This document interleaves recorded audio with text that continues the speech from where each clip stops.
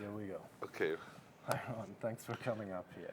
I Thank would you. like to ask you two questions, and the first one would be, what was the most important thing you got out of these 3 days of training with Tamara and Andreas? I think the most important thing that I received from this training was probably the level of distinctions that we got from the actual language patterns and how in depth they were actually taught.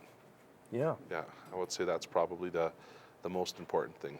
yeah, that was pretty sophisticated. I think so too. Yeah. And what was the thing which impressed you most about the trainer herself, Tamara Andreas? Tamara Andreas, I believe, has an ability to train this stuff very easily.